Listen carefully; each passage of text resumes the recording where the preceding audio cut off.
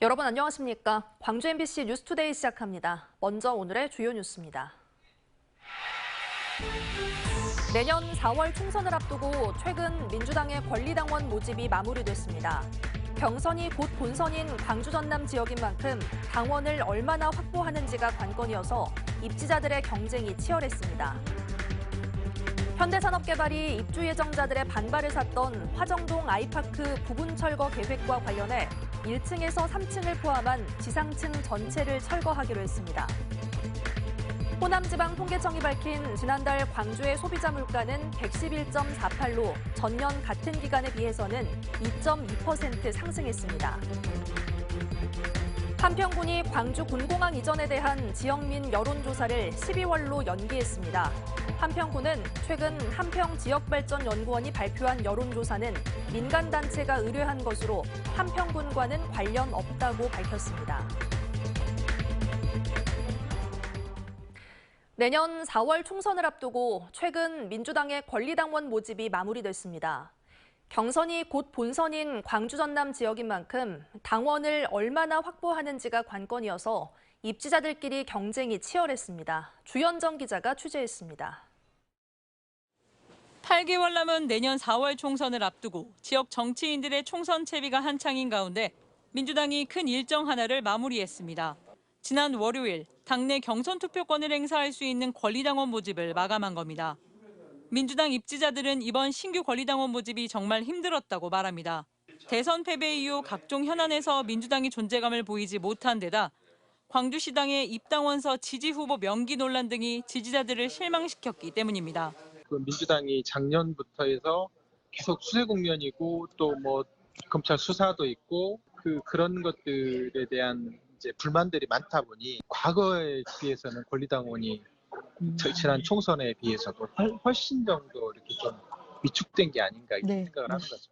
지난 4월부터 각 시도당에 제출된 입당원서는 광주 7만여 장, 전남 5만여 장으로 잠정 집계됐습니다.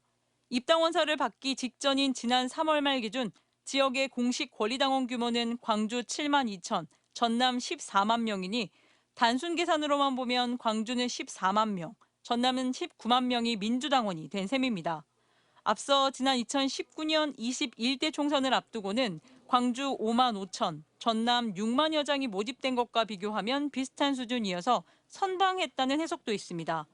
현역이든 신인이든 누가 몇 명의 입당원서를 확보했는지가 관심인 가운데 민주당의 공천 룰이 현재대로 갈지 아니면 바뀔지도 관심입니다. 현행 룰대로 간다면 비록 평가와 재선에 대한 지지율은 낮지만 현역 의원이 좀 더 유리하게 경쟁할 수밖에 없는 상황이다. 권리당원 충성도가 높은 현역 의원들의 수성이냐, 당원 모집에 사활을 내걸었던 입지자들의 탈환이냐, 총성 없는 총선 전쟁은 시작됐습니다. MBC 뉴스 주현정입니다. 아파트 철거와 관련해 입주 예정자들과 충분한 사전 협의가 없었다는 논란이 일었던 광주 화정동 아이파크 부분 철거 계획이 다시 조정됩니다. 현대산업개발은 어제 입주 예정자들과 간담회를 열고 상가와 근린생활시설이 들어서는 1층에서 3층을 포함한 지상층 전체를 철거하기로 했다고 밝혔습니다. 앞서 현사는 철거 대상에서 일부 층을 제외하겠다고 밝혀 입주 예정자들의 거센 반발을 샀습니다. 오늘도 더위는 계속되겠습니다. 강한 햇볕이 내리쬐면서 뜨거운 날씨가 이어지겠습니다. 광주와 전남 모든 지역에 폭염경보가 발효 중인 가운데 광주에서는 벌써 9일째 폭염경보가 이어지고 있습니다. 오늘 예보된 낮 최고 기온 역시 36도 안팎으로 어제만큼이나 덥겠고요. 체감온도는 이보다도 더 높게 오르겠습니다. 오늘 밤 사이에도 열대야가 나타났습니다. 밤사이 최저 기온이 25도 아래로 낮아지지 않으면서 뜨거운 날씨가 이어졌는데요. 열대야는 앞으로도 계속될 것으로 보입니다. 최근 소나기가 강하게 쏟아지는 날이 많습니다. 오늘도 오후 들어 소나기가 내릴 수 있겠습니다. 예상되는 비의 양은 광주와 전남에 5에서 60mm가 되겠고요. 시간당 30mm 안팎의 강한 비가 쏟아질 수 있겠습니다. 대기가 무척 불안정한 상태라서 천둥과 번개, 또 시속 55km 안팎의 돌풍이 동반되는 곳이 있겠습니다. 날씨 정보였습니다. 폐지를 수집하는 60대 여성이 열사병으로 숨진 것으로 추정돼 보건당국이 조사에 나섰습니다. 광주시에 따르면 어제 오후 3시 40분쯤 광주시 동구 소태동 자택 마당에서 60대 여성이 쓰러진 채 발견돼 병원으로 이송됐지만 숨졌습니다.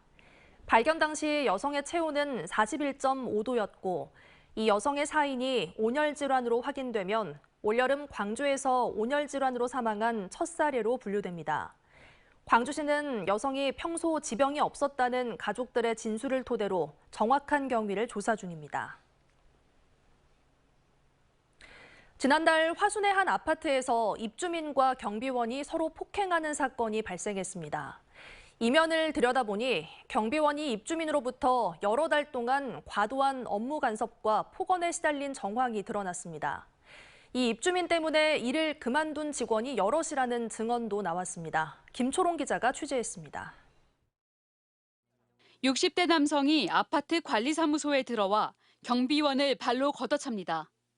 그러자 경비원도 일어나 입주민을 발로 찹니다. 수차례 폭행에 오간 다음 지쳐서 의자에 앉은 경비원을 향해 입주민이 폭행과 욕설을 이어갑니다.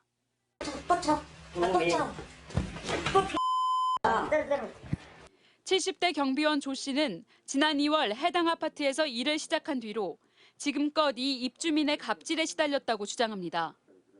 참다 못한 조 씨가 자신의 휴대전화로 녹음한 갑질 상황입니다. 뭐 돈으로 된 거야 이거? 돈으로 되냐고? 나가라. 너 그만둬 임마. 왜냐고? 그만두라고 너. 누가? 내가 주민이니까 그만둬 너 같은 애들은.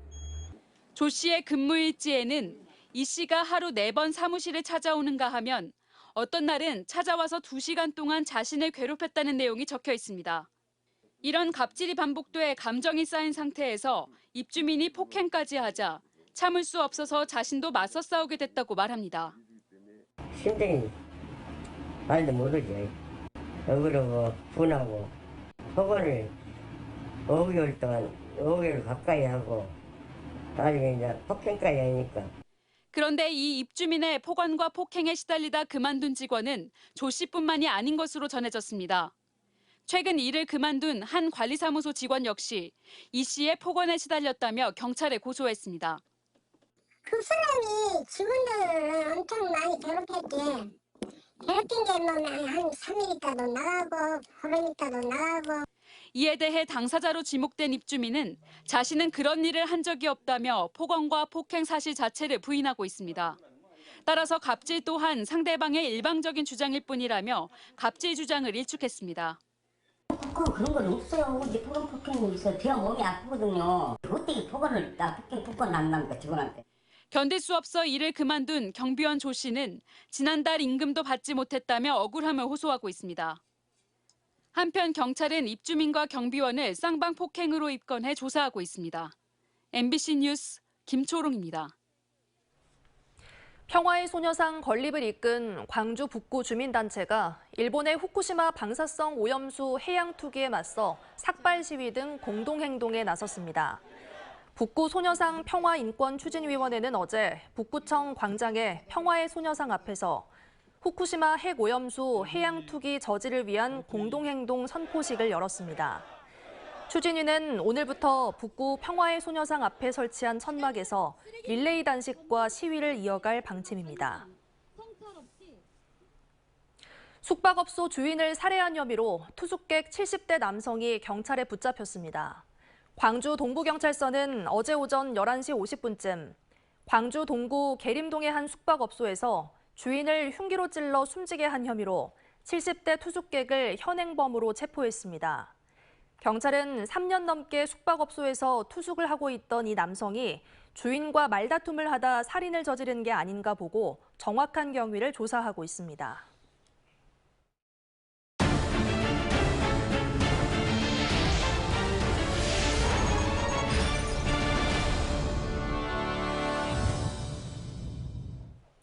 여수 지역 현안을 두고 정치권의 정쟁과 행정의정 리더들의 엇박자가 심각합니다.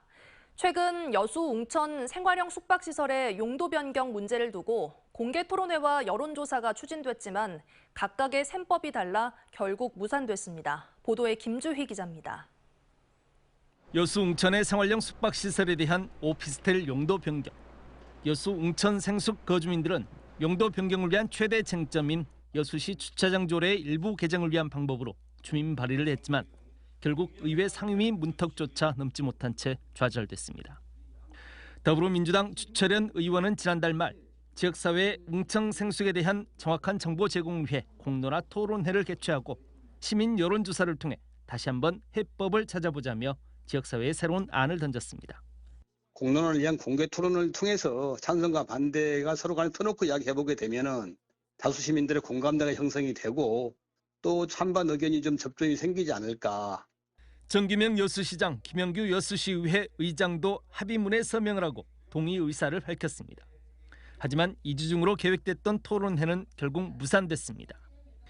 김외재 의원이 토론회와 여론조사 방식에 대해 시의회에 절차적 문제점이 있으며 이미 결과가 정해진 시민 기만 행위라며 참여하지 않겠다는 최종 입장을 밝힌 겁니다.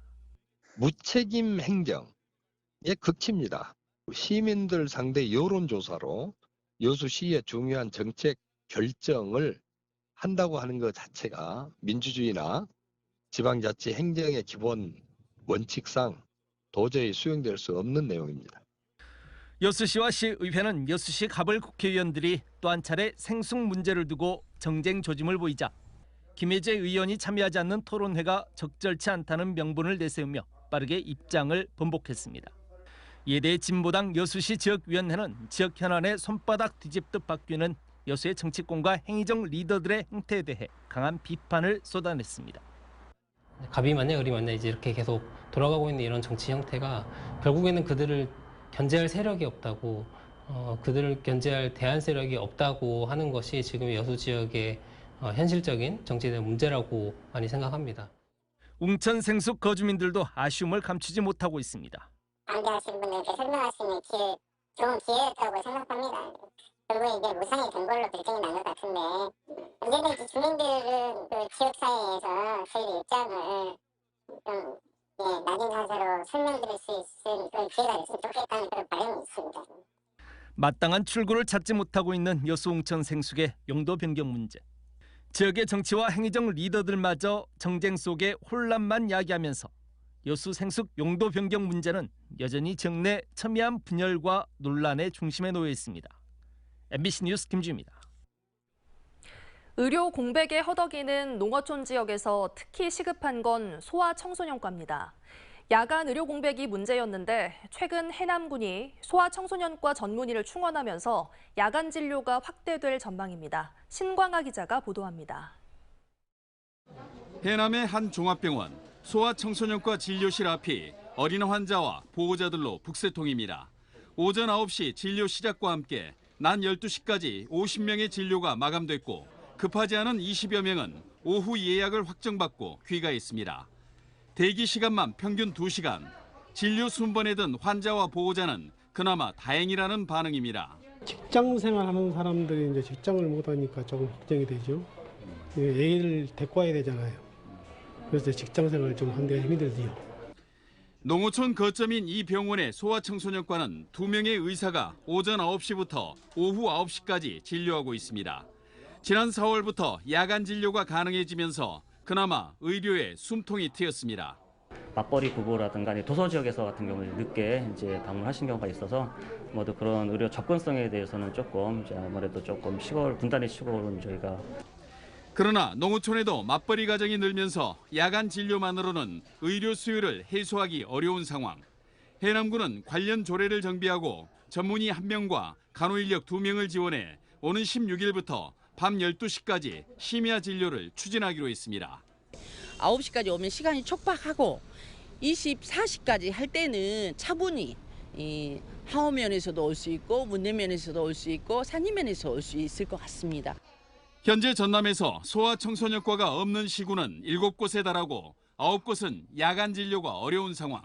아이 낳고 기르기 좋은 전남을 위해서는 소아 의료 공백 해소가 시급한 과제가 됐습니다. MBC 뉴스 신광하입니다.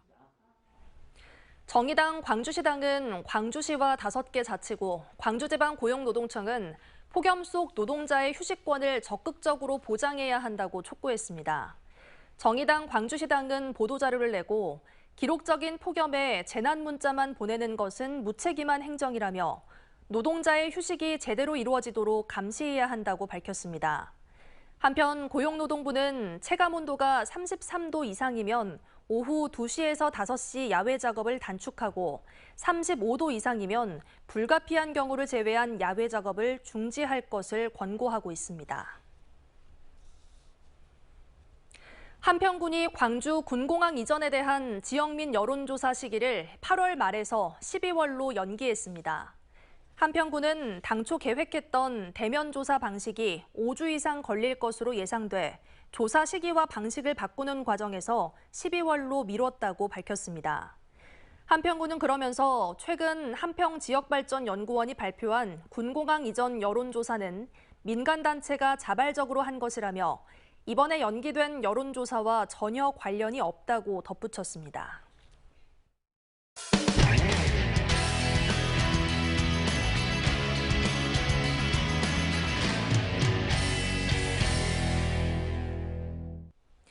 지난달 보육교사의 아동학대 범죄를 막지 못한 어린이집 원장에게도 책임이 있다는 광주지법의 판단이 있었는데요.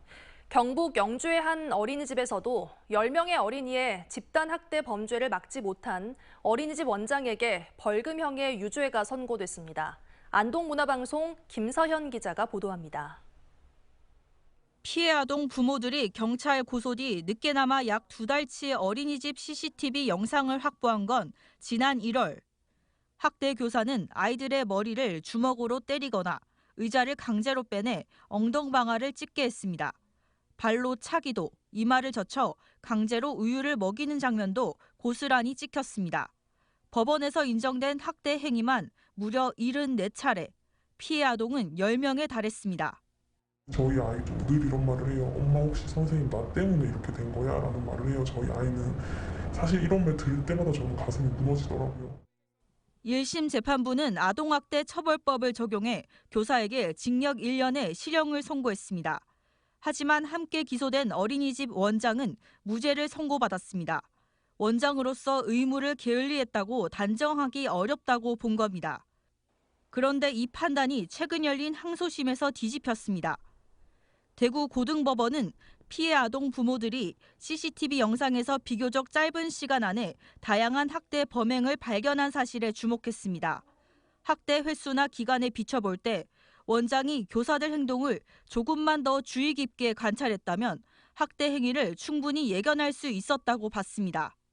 그렇게 그냥 영상만 틀어놔도 볼 수 있는 학대들인데 그걸 몰랐었다는 사실이 좀 창피해야 되는데 그런 게 전혀 없이 그냥 자기는 전혀 죄가 없다라고.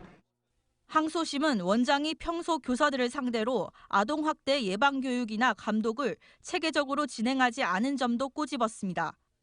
특히 보육기관의 관리자를 함께 처벌해 학대 예방의 효과를 높이고자 한 아동복지법의 입법 취지를 비춰볼 때 원장의 유죄가 인정된다며 벌금 1,000만 원을 선고했습니다.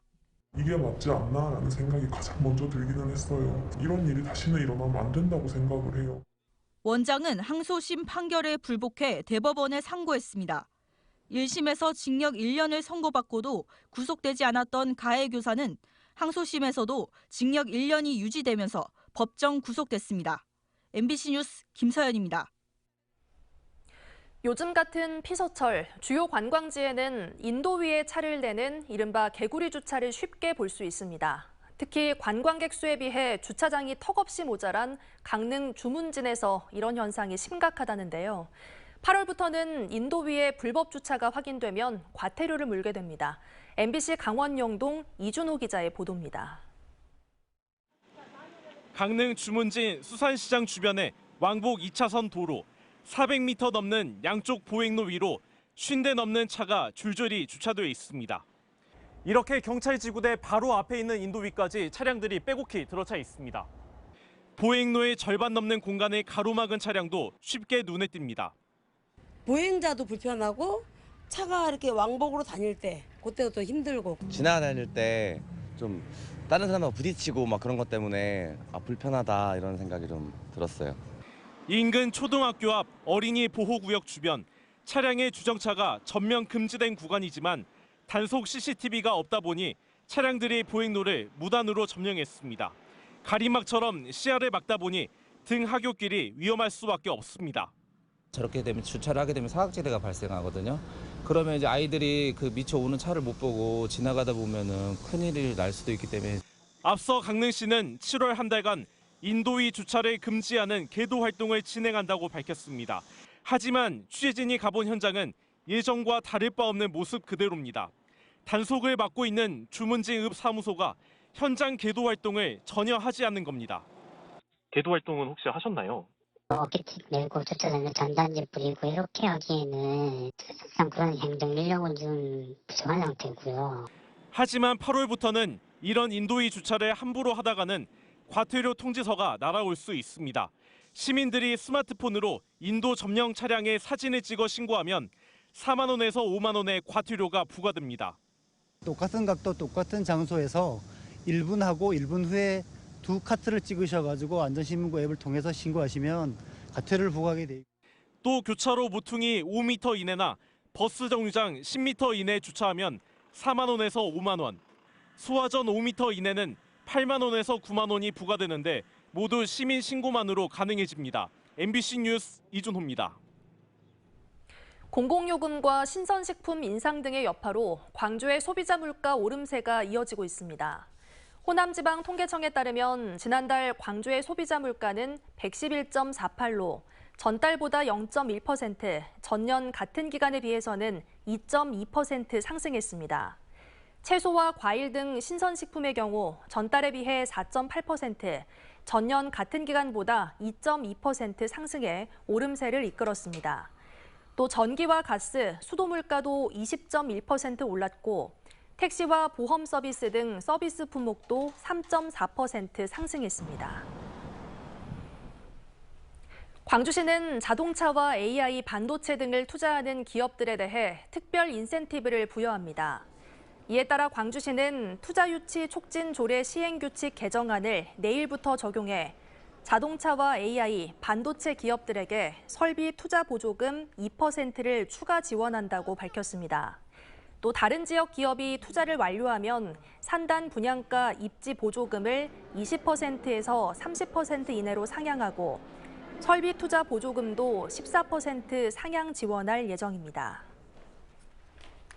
오늘도 더위는 여전하겠습니다. 광주와 전남 모든 지역에 폭염경보가 발효 중인 가운데 광주에서는 고일제 경보가 이어지고 있습니다. 오늘 예보된 낮 최고 기온은 36도 안팎으로 어제만큼이나 덥겠고요. 체감온도는 이보다도 더 높을 것으로 보입니다.